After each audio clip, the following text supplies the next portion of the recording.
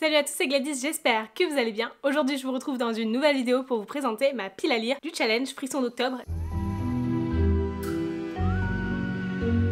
J'ai trop hâte de vous présenter ça, alors c'est plus une pile à mood qu'une pile à lire et du coup je m'autorise à ne pas forcément lire ces livres là, c'est pour ça que j'en ai sélectionné plusieurs par catégorie du challenge. Le but c'est quand même de lire 4 livres, voire moins, si vous en trouvez un qui rentre dans toutes les catégories c'est bon. D'ailleurs si vous voulez plus d'informations sur le challenge, vous avez tout ça dans la vidéo que je vous ai faite à ce sujet là. C'est un challenge de lecture qui aura lieu du 1er au 31 octobre. Du coup c'est pourquoi je vous présente donc ma pile à lire aujourd'hui. C'est vraiment un challenge que j'aime énormément et pour moi c'est pas juste un challenge de lecture, c'est plein d'autres choses autour. Vraiment je vous ai tout expliqué là et je suis tellement contente de vous organiser ce challenge pour la 3e année consécutive. J'ai sélectionné un nombre de livres variable en fonction des catégories, c'est vraiment ce qui à l'heure actuelle me fait envie dans ma pile à lire, dans ma bibliothèque, mais je ne suis pas non plus à l'abri de rajouter d'autres idées de livres, soit que je vais pouvoir trouver sur des applications de lecture ou alors des livres que je vais acheter ou recevoir au fur et à mesure du mois d'octobre ou même un petit peu au fur et à mesure du mois de septembre puisque je filme cette vidéo un peu en avance. Je vous en avais déjà parlé dans une autre vidéo, les piles à lire et moi on n'est pas forcément copains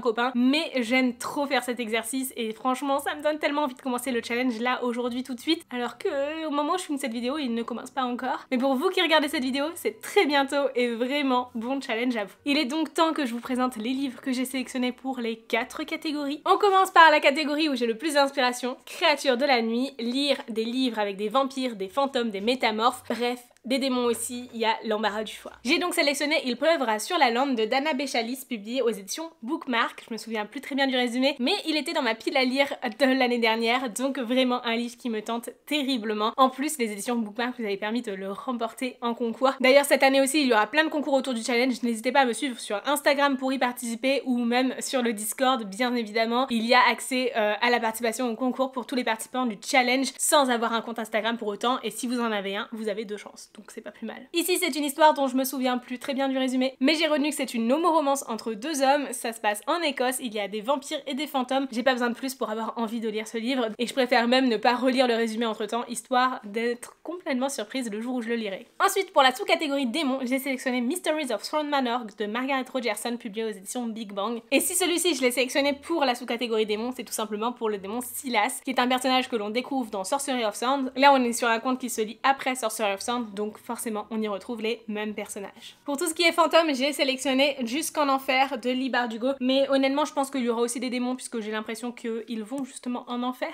D'où le titre. Donc c'est la suite de La 9e maison et j'ai bien hâte de le découvrir. Surtout que pour le coup, La 9e maison est parfait pour cette période du challenge. Je le sais puisque je l'ai lu et je l'ai adoré, ça a été un coup de cœur. Donc pour le coup, lire la suite sera sûrement parfait aussi. Mais côté démons et enfer, j'ai aussi sélectionné Le Royaume des damnés de Kerry Maniscalco, publié également chez Deux Saxus. Je pense qu'ici on sera pour le coup très bien servi en termes de démons, mais il y a aussi des sorcières dedans. Donc il peut rentrer dans la dernière catégorie du challenge. Je vous en reparle un peu plus tard. La catégorie suivante, c'est Même pas peur. Il faut lire des livres avec du paranormal, lieu hanté, personnages malveillants ou monstres. Pour le coup, hyper facile de trouver un livre pour cette catégorie, surtout avec personnages malveillants. J'ai donc choisi ces 3 livres-là en priorité, mais comme je vous le dis, je risque d'en lâcher et d'en recevoir d'autres d'ici là, et peut-être que j'aurai des envies complètement différentes au moment où je le lirai. Celui-ci, depuis qu'il est sorti, j'avais en tête de le lire pour le challenge, vraiment. Dès que je l'ai vu, je me suis dit, bon allez, ce sera mon petit défi à moi, puisqu'il fait un petit peu peur quand même. On est sur quelque chose de légèrement horrifique, mais pour le coup, il me tente trop pour ça. Il s'agit de White Smoke de Tiffany D. Jackson, publié aux éditions Stardust, et j'ai vraiment hâte de le lire dans le cadre du challenge. Et là pour le coup on va être sur du paranormal, même s'il y a aussi des fantômes, donc en soi ça pourrait marcher aussi dans ce cadre là. Bref, j'ai trop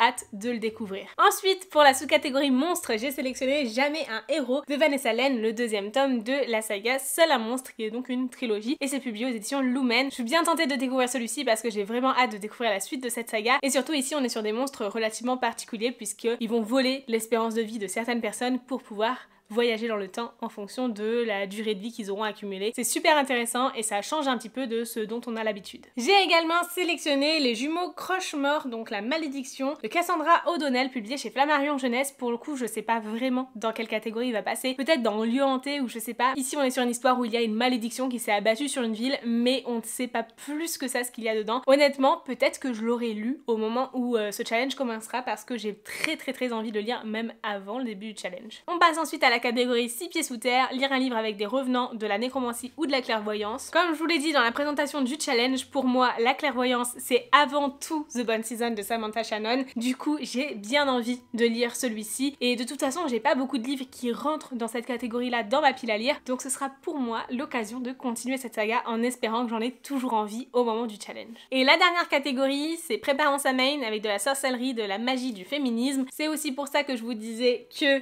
Les Royaumes des damnés de Kerry Maniscalco rentre dans cette catégorie puisqu'on y suit aussi une sorcière en plus d'un démon. J'ai également noté la suite de Keleana, alors je suis pas tellement sûre que dans le 6e tome il y aura beaucoup de magie, mais il y a un système de magie ici et ça pourrait vraiment bien correspondre à cette catégorie et ça permet de changer un petit peu. En plus c'est un livre que j'ai envie de lire depuis un bon moment maintenant. Mais celui qui me tente le plus, qui est la fin d'une saga que j'aime énormément, c'est le tome 3 de Ivy Wild de Helen Harper, publié aux éditions Bookmark. Ça fait vraiment un petit moment que j'ai envie de le lire et je ne sais pas pourquoi je ne prends pas le temps de le faire alors que j'adore cette saga. C'est vraiment ma petite bulle de douceur, c'est plein d'humour, c'est vraiment génial et puis les enquêtes sont toujours super passionnantes. Bref, celui-ci, j'ai bien envie de le lire dans cette catégorie. Maintenant, encore une fois, comme je vous le disais, je me laisse aussi la possibilité de lire d'autres choses qui me feront envie sur le moment, des livres qui arriveront peut-être prochainement chez moi et puis surtout, j'ai sélectionné que des romans, mais vous pouvez très bien participer en lisant des BD, des mangas, des webtoons, ce que vous voulez. Bref, il n'y a pas forcément que du roman qui compte. N'hésitez pas à me dire en commentaire si vous participez au challenge et puis si vous le faites, n'hésitez pas non plus à partager vos piles à lire, que ce soit sur le Discord ou sur vos réseaux sociaux. Si vous le faites, n'hésitez pas à utiliser les templates que j'ai créés pour ce challenge et bien sûr, identifiez-moi pour que je puisse voir tout ça parce que je suis très enchantée de voir vos participations au challenge et voir ce que vous comptez lire pendant ce mois d'octobre. Et en plus de tout ça, nous avons décidé de vous gâter pour ce challenge puisqu'il y aura plusieurs concours avec des maisons d'édition partenaires que je remercie grandement pour leur participation. Et en plus des maisons d'édition, il y a aussi Nextory, mon partenaire à l'année. C'est une application de lecture qui vous propose de lire à la fois des BD, des romans, de la presse, mais aussi des livres audio, des podcasts, etc.